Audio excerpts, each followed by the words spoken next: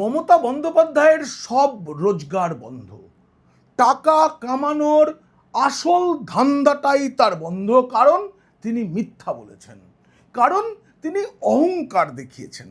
আর অহংকার হলে পতন তো হবেই। অহংকারের জন্যই তার সরকার গেছে, তার দল গেছে। এবার মিথ্যা বলে টাকা কামানোর অহংকারটাও গেল, সব ধান্দা বন্ধ।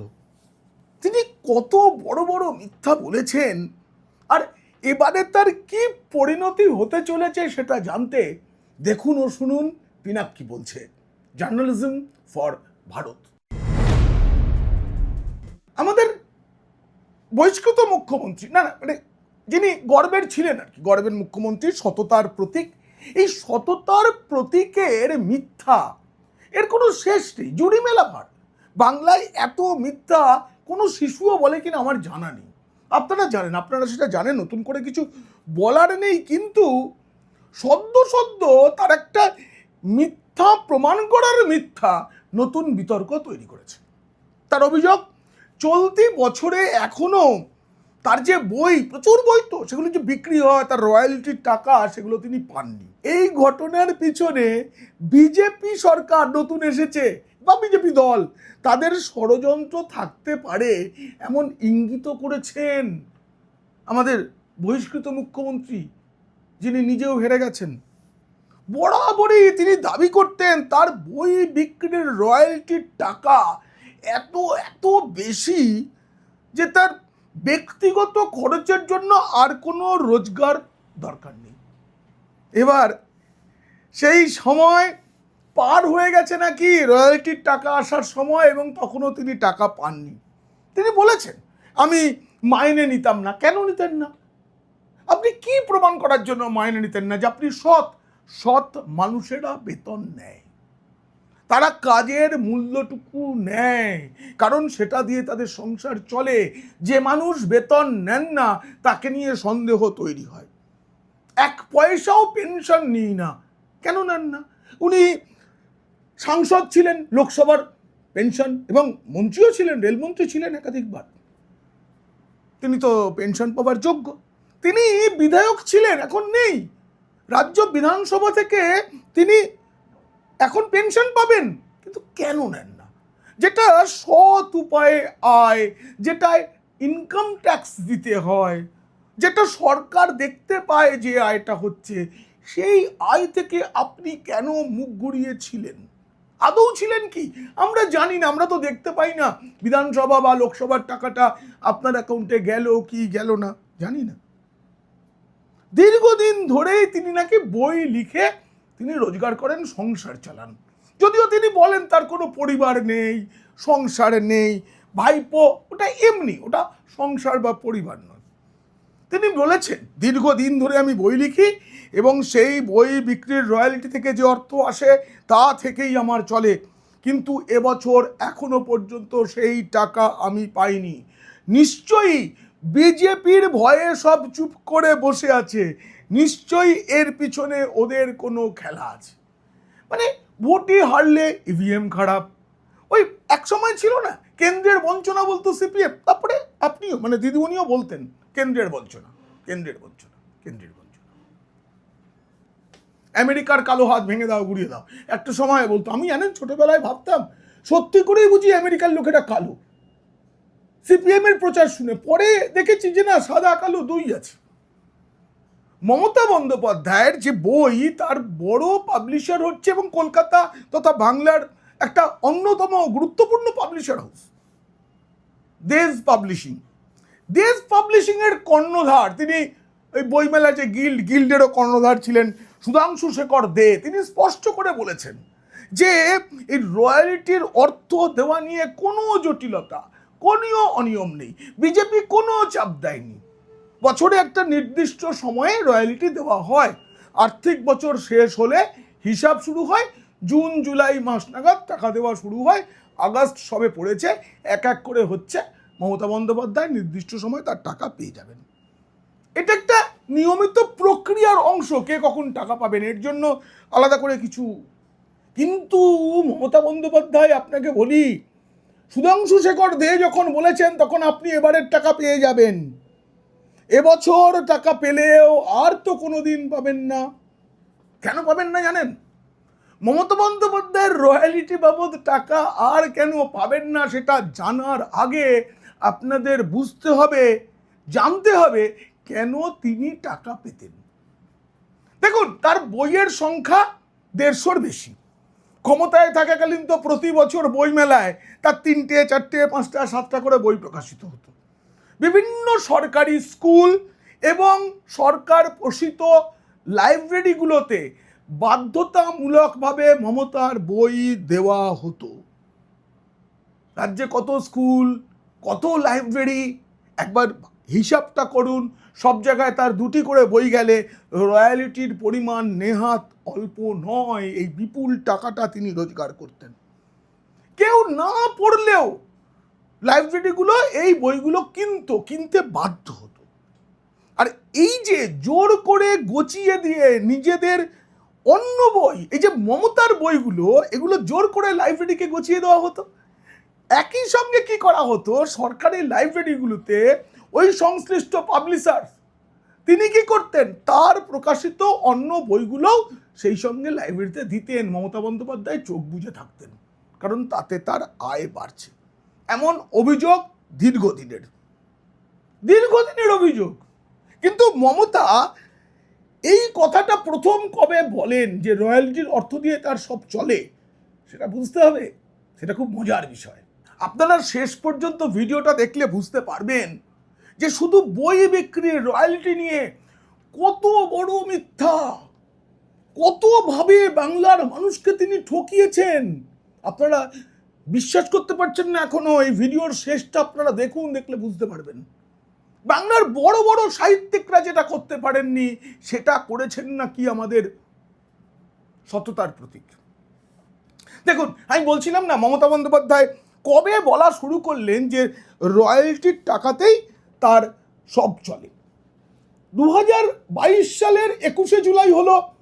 তার পরের দিন থেকে পার্থ চট্টোপাধ্যায়ের বাড়িতে তল্লাশি শুরু হলো এবং তার বান্ধবীর বাড়িতে লোকান্য কোটি কোটি টাকা, গয়না, বিদেশি মুদ্রা এসব পাওয়া গেল। এর ঠিক পরে 25শে জুলাই 2022 কলকাতার নজরুল মঞ্চে বঙ্গ বিভূষণের অনুষ্ঠান হচ্ছিল। সেই অনুষ্ঠানে মমতা প্রথমবার কি বলেছিলেন আপনারা একবার শুনুন সেই বক্তব্যটা। কেন আমার ছবি দিয়ে টাকার পাহাড় দেখিয়ে সারা কলকাতায় যে প্রচার ছড়িয়েছে সিপিএম আর বিজেপি, তাদের এত বড় ঔদ্ধত্য অহংকার, আমি যদি আজ রাজনীতি না করতাম আমি জিভটা কেটে ফেলতে পারতাম। শুনলেন বন্ধুরা, পার্থ চ্যাটার্জির বাড়িতে, মানে বান্ধবীর বাড়িতে বিপুল টাকা গয়না এসব পাওয়ার পর তিনি বলেছিলেন এসব, যে আসলে বোঝাতে চেয়েছিলেন ওই সব টাকার ভাগ তিনি নেন না, নিজের থেকেই বলেন, কেউ কিন্তু প্রশ্ন করেন। তখনও মমতা বন্দ্যোপাধ্যায় যেরকম দোর্দণ্ড প্রতাপ মুখ্যমন্ত্রী, তখনও পর্যন্ত কারো জিজ্ঞেস করার সাহস ছিল না যে আচ্ছা এই এত টাকা পার্থ, মানে ওই অর্পিতার বাড়িতে আপনি জানতেন না? জিজ্ঞেস করার আগেই তিনি বলেন আমি কারো পয়সায় খাই না, রেলমন্ত্রী যখন ছিলাম নিজের পয়সায় চা খেতাম। কেন? আচ্ছা, অফিসে চাকরি করি, অফিসের পয়সায় চা খাওয়া এটা তো অন্যায় কিছু না, এটা তো প্রাপ্যের মধ্যে পড়ে। আচ্ছা, তিনি খেতেন না, তিনি মুখ্যমন্ত্রী হওয়ার পর থেকে বেতনই নিতেন না, কেন? কি প্রমাণ করতেন? প্রাক্তন সাংসদ হিসেবেও পেনশন নেন না। এইসবের পরে তিনি যেটা বললেন, আমি বই লিখি, খেটে রোজগার করি। বই লেখা কিন্তু পরিশ্রম আছে, বইটা অত সোজা নয়। বাজেট যেমন ওই ট্রেডমিলে হাঁটতে হাঁটতে বানানো যায়, কবিতা ওইভাবে হয় না। কবিতার ছন্দ আসে, ঘুমের মধ্যে আসে, নানা সময় আসে। যদিও মমতার কবিতা লেখার গল্প আমি যা জানি সেটা বললে আপনারা আশ্চর্য হয়ে যাবেন। একবার মমতা বন্দ্যোপাধ্যায় কবিতা লিখেছেন, বই ছাপতে দেওয়া হয়েছে, কিন্তু তারপরেও 10-12টা কবিতা দরকার, তা না হলে ফর্মা পূরণ হচ্ছে না। দেশ পাবলিশিং তারা সিএমওতে যোগাযোগ করে, তখন সিএমওতে এমন একজন চাকরি করতেন, তার স্বামী একটি মিডিয়ার কর্তা এবং আমি সেই মিডিয়ায় চাকরি করতাম। তখন এক সাংবাদিককে বলা হয় সারা রাতের মধ্যে 10-12টা এমন কবিতা লিখতে হবে যেটা পড়ে মনে হবে মমতা বন্দ্যোপাধ্যায়ের কবিতা, কারণ 10-12টা কবিতা না হলে বই ছাপা যাচ্ছে না।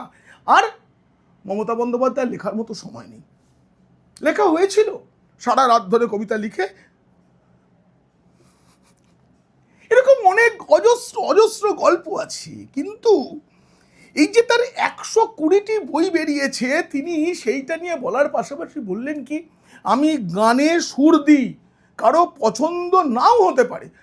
তাই তো, সব গানের সুর কি সবার পছন্দ হয় না? সবাই বুঝে। 120টা বই বেরিয়েছে, সেগুলো কি সবার পছন্দের? সবাই পড়ে কি? কে পড়ে আমি জানি না, আমি পড়েছি, আমি উপলব্ধি পড়েছি, তার জীবনী সংক্রান্ত যে বই পড়েছি। তা না হলে কি করে বুঝতে পারতাম যে একটা বই আর একটা বইয়ের মধ্যে তত্ত্বের এত তফাৎ? যখন যেটা মনে হয়েছে লিখেছেন। এমনকি নিজের জন্ম মুহূর্তটা নিয়ে, তখন নাকি হঠাৎ করে বৃষ্টি নামলো, অষ্টমীতে শাক বেজে উঠলো সন্ধি পুজোর সময়। যাই হোক, বলছেন এই গান লেখা, সুর দেওয়া, এ থেকেও তিনি যে রয়্যালিটি পান তা অনেকেই পায় না। আমি না ভাবছিলাম, জানেন, এই অহংকার কোনোদিন কোনো লেখক করেছেন? শরৎচন্দ্র চট্টোপাধ্যায়, জীবনানন্দ দাশ, সুনীল গঙ্গোপাধ্যায়, শঙ্কর, কেউ কোনোদিনও বলেছেন আমি যে রয়্যালিটি পাই? হেমন্ত মুখোপাধ্যায়, গায়ক কিশোর কুমার, তাদের তো রয়্যালিটি প্রচুর বলে জানতাম বা জানি আমরা এবং মানিও। এখন অরিজিৎ সিং, তিনিও কি কখনো বলেছেন আমি রয়্যালিটির যা টাকা পাই সে টাকা অন্য অনেকে কেউ পায় না? কি করে বললেন? এই অহংকার কোনোদিনও কেউ দেখাননি। তারাশঙ্করও নন, জীবনানন্দ দাশও নন। তবে তিনি মোটা টাকা পেতেন, এটা কিন্তু ঘটনা। কি করে পেতেন আমি আগে বলেছি। তার বই কেউ পড়ুক বা না পড়ুক, বাংলার সব স্কুলের লাইব্রেরিতে আছে, বাংলার সরকার পোষিত সমস্ত গ্রন্থাগারে আছে, এবং সরকার পোষিত নয় এমন গ্রন্থাগারও রাখতে বাধ্য হয়েছে তৃণমূলকে খুশি করার জন্য। এটাও একটা সিন্ডিকেট। তিনি কি করেছেন? সরকারি টাকায়, মানে গ্রন্থাগারের জন্য, স্কুলের জন্য বই কেনা মানে কি, সরকারি টাকায় নিজের বই সরকারকে দিয়ে কিনিয়েছেন, কিনিয়ে রয়্যালিটি বাবদ ব্যক্তিগত আয় বাড়িয়েছেন। তাই তো তিনি সততার প্রতীক। কিন্তু আর তো সে মিথ্যা বলা যাবে না। বই তো আর গচিয়ে দেওয়া যাবে না, চেয়ারটাই তো চলে গেছে গচিয়ে দেওয়ার চেয়ার। যেমন করে পাড়ার তৃণমূলের কেলটু বল্টু ওরা সিমেন্ট পাথর বালি কেউ বাড়ি বানাতে গেলে গছিয়ে দিত জোর করে, ঠিক তেমন করেই তো বই গছিয়ে দেওয়া হয়েছে, ছবি বিক্রি করা হয়েছে। এখন তিনি ছবি আঁকেন না। আমাকে শিল্পী সুভাপ্রসন্ন একবার বলেছিলেন যে কত দামি দামি রং এবং ক্যানভাস তিনি ব্যবহার করেন। তারপর কাগের ঠ্যাং বগের ঠ্যাং এঁকে সেগুলো বিক্রি হতো কোটি কোটি টাকায়। সেসব অনেকদিন বন্ধ হয়েছে চিটফান্ডের ব্যবসাটা গুটিয়ে যাওয়ার পর। কিন্তু তারপরেও এই লাইব্রেরিকে বই বিক্রি করে, স্কুলকে বই বিক্রি করে, এই যে মিথ্যা অহংকার শেষ। কেউ পড়বে না আর মাননীয়ার বই, কেউ ছাপবে না আর মমতা বন্দ্যোপাধ্যায়ের বই। আপনাদের না রয়্যালিটির একটা ছোট্ট বিষয় বুঝতে হবে। আমি যেটুকু জানি আপনাদের বোঝাচ্ছি, কারণ আমাদের বাংলা প্রকাশনা জগতের এই রয়্যালিটির যে অন্দরমহল সেটা খুব জটিল।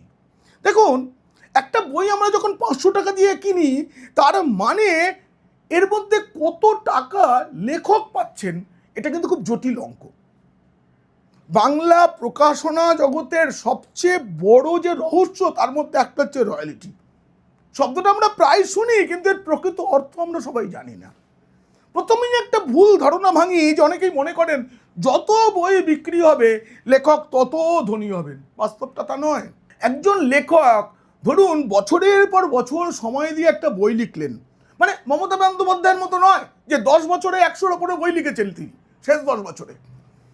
প্রকাশক সেই বই ছাপলেন, বই বাজারে এলো, হাজার হাজার কপি বিক্রি হতে লাগলো, কিন্তু লেখক কত টাকা পেলেন সেটা নির্ভর করছে চুক্তিপত্রের উপরে।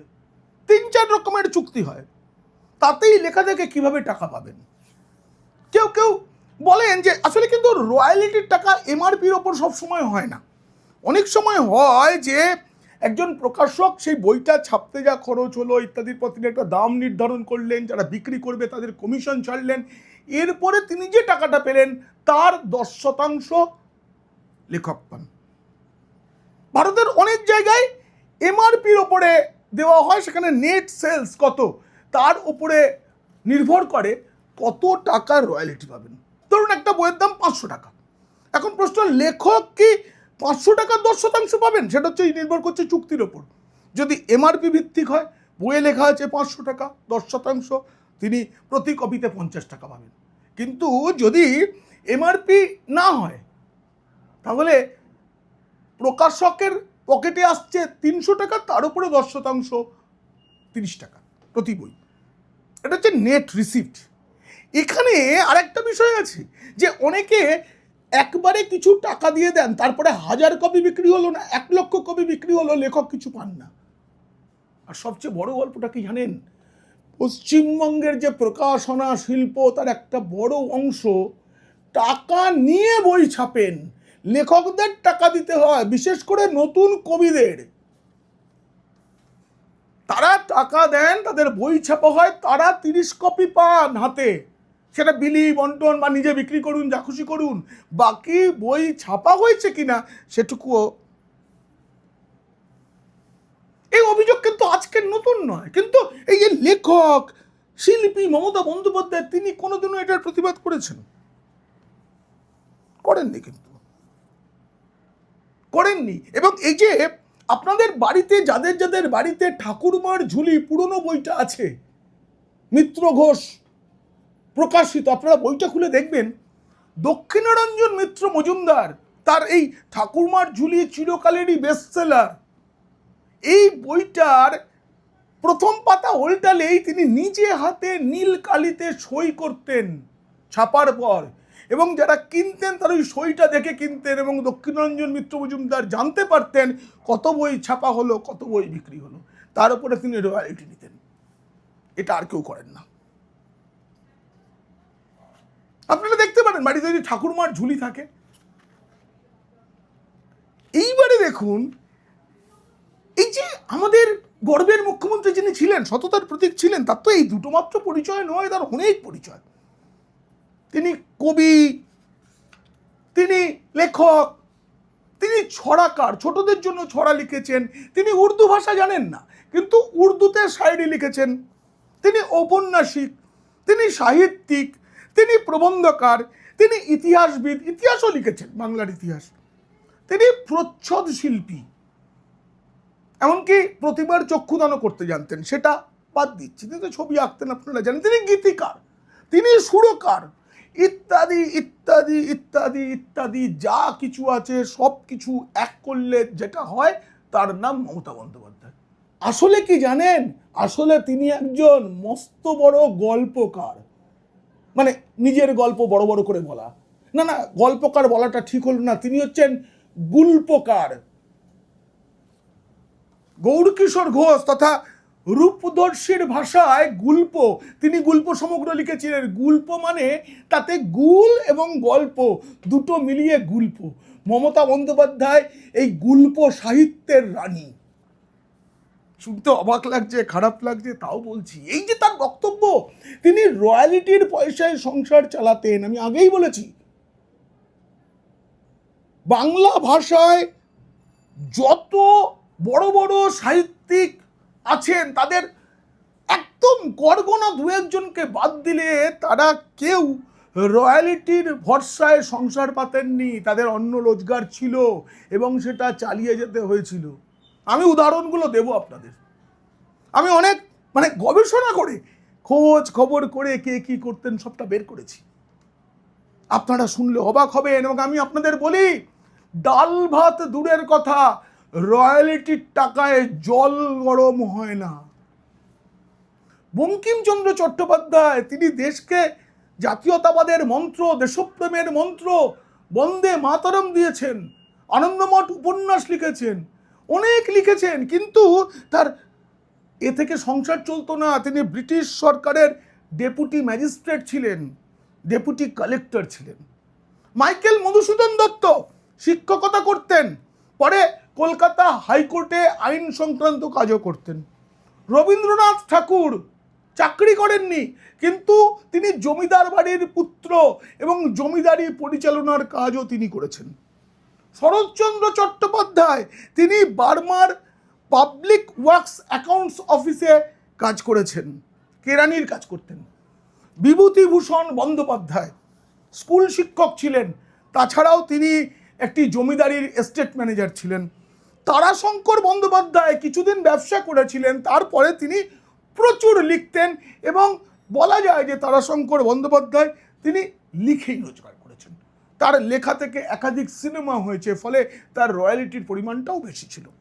মানিক বন্দ্যোপাধ্যায় কিছুদিন বীমা কোম্পানিতে কাজ করেছেন।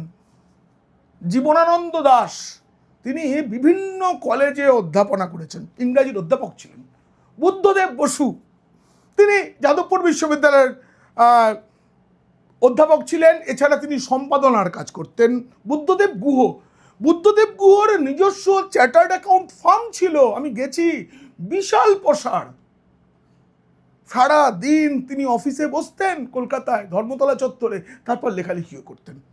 বিষ্ণু দে তিনি ইংরাজি সাহিত্যের অধ্যাপক ছিলেন। সুধীন্দ্রনাথ দত্ত সাংবাদিকতা করেছেন, সম্পাদকীয় কাজ করেছেন, একই সাথে আইন পেশার সঙ্গেও তিনি যুক্ত ছিলেন।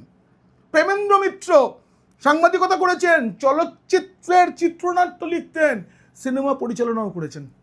সুনীল গঙ্গোপাধ্যায় দীর্ঘদিন আনন্দবাজার পত্রিকায় চাকরি করেছেন, দেশ পত্রিকায় চাকরি করেছেন। শক্তি চট্টোপাধ্যায় সাংবাদিকতা করেছেন, সম্পাদনার কাজ করেছেন, বিভিন্ন পত্রিকায়, দেশ সহ আনন্দবাজার সহ বিভিন্ন পত্রিকায় কাজ করেছেন। শীর্ষেন্দু মুখোপাধ্যায় তিনি এখন পূর্ণকালীন লেখক, কিন্তু তিনি একটা সময় স্কুলে শিক্ষকতা করতেন, তারপর আনন্দবাজারে দীর্ঘদিন চাকরি করেছেন। সমরেশ বসু এই নামটা মনে রাখতে হবে, কালকুট, যিনি অমৃত কুম্ভের সন্ধানে লিখছেন, তিনি প্রথমে ইচেপুর গানসেল ফ্যাক্টরিতে চাকরি করতেন, সেখানে শ্রমিক আন্দোলনের জন্য তার জেল হয়, তার দুটি সংসার ছিল। তিনি একটা সময়ের পর পূর্ণকালীন লেখক হয়ে, মানে কোনো কিছু না করে অফিসের মতো করে লিখে সংসার চালাতেন। কষ্টের সংসার ছিল, কিন্তু শুধু লিখে। মহাশ্বেতা দেবী আমাদের মাননীয়ার খুব প্রণম্য ছিলেন, শ্রদ্ধার ছিলেন, বিজয়গড় কলেজে অধ্যাপনা করতেন। সৈয়দ মুস্তফা সিরাজ তিনি সাংবাদিকতা করতেন, আনন্দবাজারেই ছিলেন। বাদ চলে গেছে সৈয়দ মুস্তফা আলী, তিনি স্বাধীনতার আগে অধ্যাপনা করছেন, তিনি আকাশবাণীতে চাকরি করেছেন। সঞ্জীব চট্টোপাধ্যায় রেলে চাকরি করেছেন, পরে আনন্দবাজারে চাকরি করেছেন। জয় গোস্বামী তিনিও সাংবাদিকতা করেছেন, প্রথমে দেশ, তারপরে প্রতিদিন। মানে এরকম করে আজকের যারা লেখক তাদেরও যদি আপনারা খোঁজ নেন, কেউ রয়্যালিটির পয়সায় খেতে পারেন না, সংসার চলবে না। কিন্তু আমার কাছে না একটা অন্য প্রশ্ন, সুনীল গাঙ্গুলি, মহাশ্বেতা দেবী, শীর্ষেন্দু মুখোপাধ্যায়, এদের থেকে তো মমতা বন্দ্যোপাধ্যায় অনেক এগিয়ে। তিনি তো শুধু লিখে কামান না, তিনি গান লিখে সুর দিয়ে যে রয়্যালিটি পেতেন, সেই টাকা কি পেয়েছেন জানি না। তাহলে কিন্তু আমাদের সকলের এবারে প্রাক্তন মুখ্যমন্ত্রীর জন্য বর্তমান মুখ্যমন্ত্রীর কল্যাণ তহবিলে টাকা দেওয়া দরকার, কারণ সেই সুর দেওয়া, গান লেখা, এর জন্যও যদি রয়্যালিটি না পান, তাহলে তো সংসার চলবে কি করে? ফি বছর পুজোয় তিনি গান লিখতেন নাকি, নিজেই সুর দিতেন। সুজিত ভাই শ্রীভূমির তিনি এসব কিনতেন, স্বরূপ ভাই কিনতেন, অরূপ ভাই কিনতেন। আর তো কিনবেন না তারা, কেউ জেলে, কেউ ফ্যাসাদে। মমতার গান ছাড়া মা দুর্গার আগমনী কি করে হবে বলুন তো? সুজিত জেলে, পার্থ নির্বাসিত, স্বরূপ, মদন অন্য শিবিরে, চন্দ্রিমারও একটা পুজো আছে, কিন্তু যে চন্দ্রিমা নিজেই বেসুরো, তিনি মমতার থেকে সুর কি করে নেবেন? একমাত্র আশার আলো উত্তর কলকাতার রামমোহন সম্মিলনী, কুণাল ঘোষের পুজো সেটা, কিন্তু তাতে অত বাজেট নেই জানেন। মমতা বন্দ্যোপাধ্যায়ের মানে অবসরপ্রাপ্ত গীতিকার, সুরকারের গান কিনতে পারবেন কিনা, কি বিপদ, কি বিপদ! একবার ভাবুন, ভাইপো বিদেশ পালাতে মরিয়া, পিসির খাই খরচ মেটাবেন কি ভাইপো? আমার সন্দেহ আছে। তাই বলছি, সামনে পুজো, রক্ষে করো মা দুর্গা। মমতার এখন খুবই দুর্দিন, যাবতীয় রোজগার বন্ধ। এখন মমতার রোজগারের জন্য কোন পথ নেওয়া উচিত সেটা আপনারা মন্তব্য করুন। সঙ্গে আপনারা কোথা থেকে মন্তব্য করছেন জায়গার নামটাও লিখুন। আর অবশ্যই করে অনেক বেশি করে সাবস্ক্রাইব করুন পিনাক্কি বলছে। আর পিনাক্কি বলছে এর পাশে দাঁড়াতে হলে ইউটিউব যে নতুন সুবিধা দিয়েছে তাতে মেম্বারশিপ নিতে পারেন। মেম্বারদের জন্য অনেক রকমের সুবিধা ইতিমধ্যেই চালু হয়ে গিয়েছে। যদি এই ভিডিও ভালো লেগে থাকে তাহলে লাইক দিয়ে শেয়ার করুন বন্ধুদের, আর খারাপ লাগলে শত্রুদের। আপনারা খুব ভালো থাকবেন। ভারত মাতা কি জয়।